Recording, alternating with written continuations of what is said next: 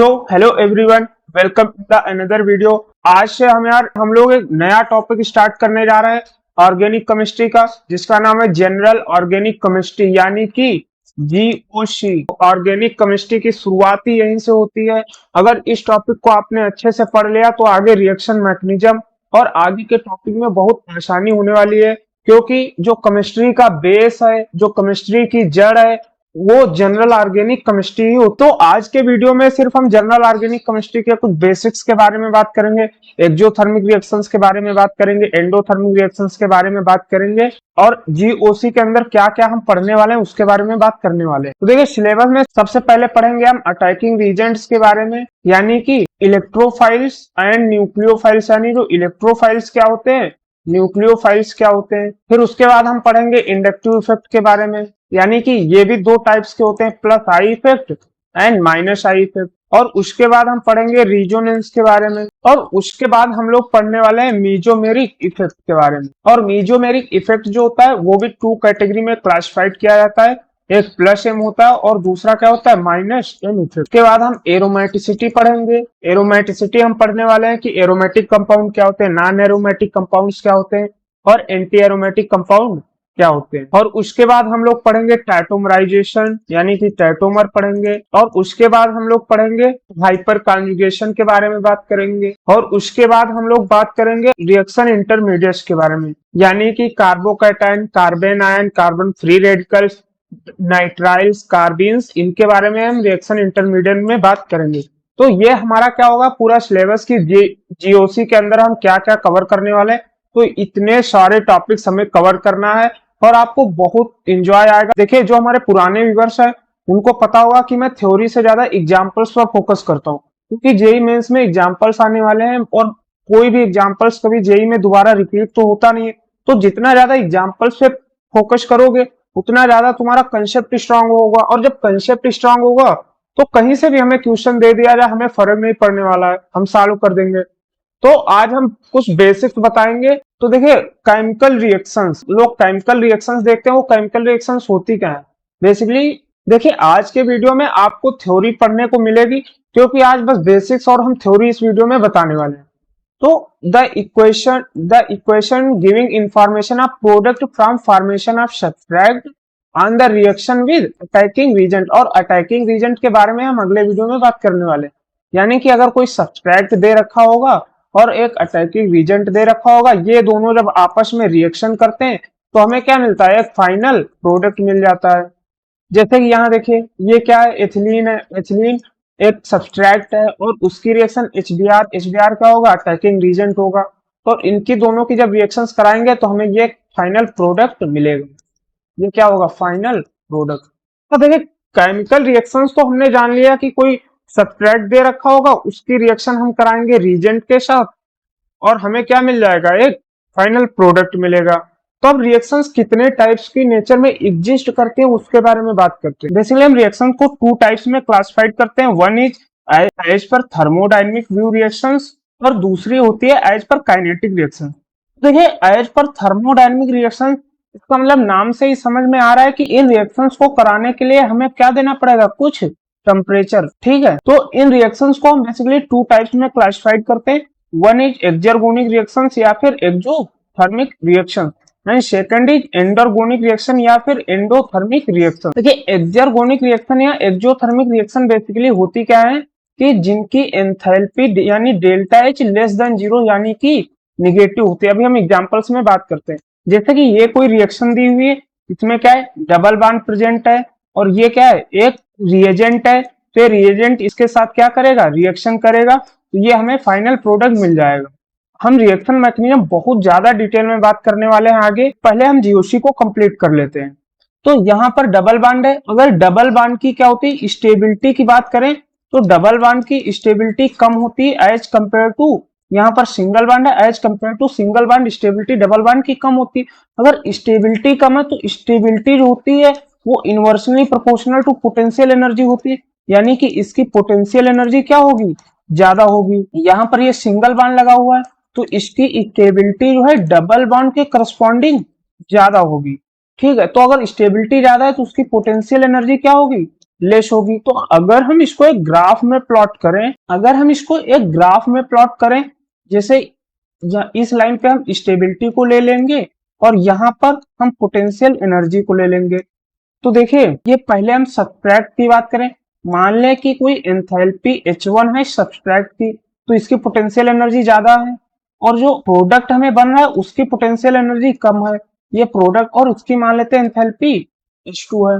तो अगर इन दोनों का हम डिफरेंस देखें तो क्या होगा, H2 माइनस H1। तो यहाँ पर देखिए H2 कम है, H1 ज्यादा है। जब किसी लेस नंबर से मोर नंबर को घटाएंगे तो उसका रिजल्ट क्या आएगा, लेस देन जीरो। यानी अगर डेल्टा एच निगेटिव है तो वो कैसी रिएक्शन होगी, एक्सोथर्मिक रिएक्शन होगी या फिर एक्सर्गोनिक रिएक्शन होगी। अब बात करेंगे सेकंड पार्ट के बारे में।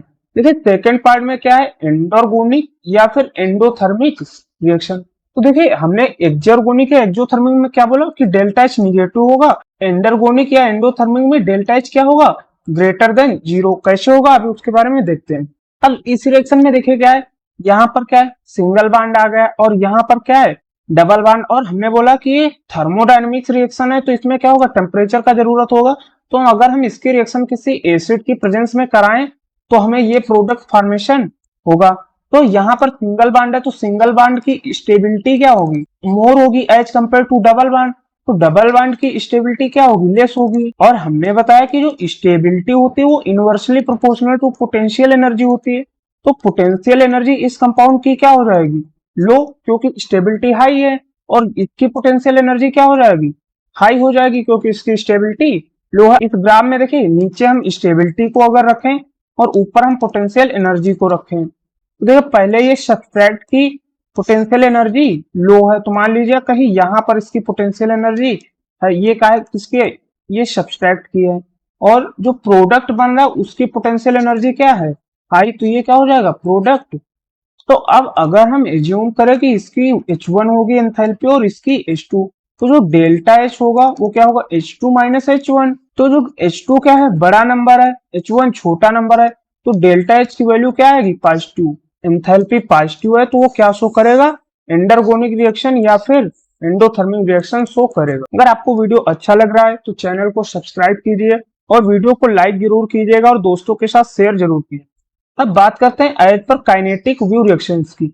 हमने क्या बोला कि जो as a thermodynamic view reaction होती है उसमें टेम्परेचर की जरूरत पड़ेगी, लेकिन इसमें टेम्परेचर का ज्यादा कोई इफेक्ट नहीं पड़ता, ये नॉर्मली रूम टेम्परेचर पर हो जाती है, ठीक है। तो इन रिएक्शंस को भी हम टू कैटेगरी में क्लासिफाइड करते हैं। First one is concerted reaction या फिर सिंगल स्टेप रिएक्शन या फिर एलिमेंट्री रिएक्शन। तीनों एक ही नाम है, किसी भी नाम से हम उसे प्रोनाउंस कर सकते हैं। अब दूसरा क्या होता है, नॉन कंसर्टेड रिएक्शन या मल्टी स्टेप रिएक्शन या फिर नॉन एलिमेंट्री रिएक्शन, ठीक है। तो अब इन दोनों के बारे में हम अच्छे से बात करते हैं। तो देखिए पहला क्या है, कंसर्टेड रिएक्शन या सिंगल स्टेप या एलिमेंट्री रिएक्शन। इसमें हम ध्यान से देखें लिखा है सिंगल स्टेप रिएक्शन, पर यानी कि ये जो रिएक्शंस होगी सिर्फ सिंगल स्टेप में ही कंप्लीट हो जाएंगी। अभी हम एग्जांपल्स देखते हैं। अब जैसे ये कोई रिएक्शन दिया हुआ है, अब जैसे ये कोई रिएक्शन दी हुई है तो इसमें देखिए हमने बोला कि रिएक्शंस नॉर्मली रूम टेम्परेचर पर हो जाती हैं। तो यहाँ पर Br लगा हुआ है, और Br क्या है, एक लीविंग ग्रुप है। लीविंग ग्रुप क्या होते हैं क्या नहीं होते वो सब हम डिटेल में रिएक्शन मैकेनिज्म में बात करेंगे। तो ये लीविंग ग्रुप है तो ये क्या करेगा, ये जो अटैकिंग रीजेंट है ये इसके बैक साइड से अटैक करना चाहेगा। अगर ये बैक साइड से अटैक कर रहा होगा तो इस तरफ क्या हो रहा है, बॉन्ड का ब्रेकिंग, यानी इधर से फॉर्मेशन हो रहा है और इधर से क्या हो रहा है, ब्रेकिंग। तो अगर हम इसको ऐसे डिनोट करें तो यहाँ पर देखिए ये क्या है, OH बॉन्ड का फॉर्मेशन कर रहा है और ये Br क्या कर रहा है, बॉन्ड का ब्रेक। तो इसे हम क्या बोलते हैं, ट्रांजिशन स्टेट, यानी ये ट्रांजिशन स्टेट है। तो अगले स्टेप में क्या होगा, ये कार्बन होगा और यहाँ पर हाइड्रोजन। फाइनल में क्या होगा, ये जो ब्रोमीन एटम है वो निकल चुका होगा और ये जो OH था ये इस रिएक्शन के साथ फॉर्मेशन कर चुका होगा। ये हमें क्या मिल गया, प्रोडक्ट। अब देखिए हमने बताया कि ये जो रिएक्शन होती है वो सिंगल स्टेप में होती है। ये जो हमें ट्रांजिशन स्टेट मिली है ये नॉर्मली हमें दिखती नहीं है, यानी इस स्टेट को हम, इस ट्रांजिशन स्टेट को हम स्टेप्स में काउंट नहीं करते हैं। तो देखा जाए तो ये क्या था, सब्सट्रैक्ट था, ये क्या था, अटैकिंग रीजन, और इसने एक ही बार अटैक किया और डायरेक्ट हमें ये क्या, प्रोडक्ट बना दिया। ये हम आपको समझाने के लिए बनाए, ये एक्चुअल में नहीं होती है, यानी सिर्फ एक ही बार में ये रिएक्शन कंप्लीट हो गई। तो एक ही बार में कंप्लीट हुई, इसीलिए हम क्या बोलते हैं इसे सिंगल स्टेप। इन रिएक्शन का जो रेट होगा वो देखिए, ये जो सब्सट्रैक्ट है और अटैकिंग रीजेंट है, ये दोनों एक साथ में अटैक कर रहे हैं, तो इसका रेट क्या होगा, सब्सट्रैक्ट पर भी डिपेंड करेगा और अटैकिंग रीजेंट पर भी डिपेंड करेगा। तो इसकी मॉलिक्यूलरिटी क्या हो जाएगी, और इसीलिए हम इसको क्या बोलते हैं, SN2 रिएक्शन। यानी कि इस रिएक्शन में सब्सट्रैक्ट और अटैकिंग रीजन दोनों एक ही साथ में यूज हो रहे हैं, तो इनका रेट क्या होगा, दोनों पे डिपेंड करेगा। तो ये क्या हो रहा है, SN2 रिएक्शन। अगला क्या था कि नॉन कंसर्टेड रिएक्शन या फिर मल्टी स्टेप या फिर नॉन एलिमेंट्री रिएक्शन। इसमें क्या होता है, अब इस रिएक्शन में देखिए, इसमें क्या है, CH3 लगा हुआ है, C2H5 और यहाँ पर ब्रोमीन। ब्रोमीन एक लिविंग ग्रुप है, हमने पहले बात किया। तो यहाँ पर देखिए CH3 C2H5 ये बहुत ज्यादा बल्की ग्रुप हैं, और बल्की ग्रुप के बीच में कोई भी लिविंग ग्रुप रहना नहीं चाहेगा। ये सब मिलके इसके ऊपर प्रेशर डाल रहे हैं, और जिसके ऊपर प्रेशर बनेगा वो भाई आप ऑब्वियसली वहां से निकलना चाहेगा। तो ये ब्रोमीन लिविंग ग्रुप है, तो पहले स्टेप में क्या करेगा, ब्रोमीन खुद को लीव कर देगा। यानी कि पहले स्टेप में ब्रोमीन निकल रहा होगा, तो ये क्या होगा, ट्रांजिशन स्टेट 1। ठीक है, तो ये ट्रांजिशन स्टेट हमें दिख नहीं रहा, लेकिन हम आपको समझा रहे हैं। तो अगर ये ब्रोमीन निकल चुका होगा, तो ब्रोमीन क्या, मोर इलेक्ट्रोनेगेटिव, इसके ऊपर क्या आएगा, पार्शियल निगेटिव चार्ज, और इसके ऊपर क्या आएगा, ये जब बॉन्ड ब्रेक होगा ये वाला, तो पार्शियल पॉजिटिव और पार्शियल निगेटिव चार्ज आएगा।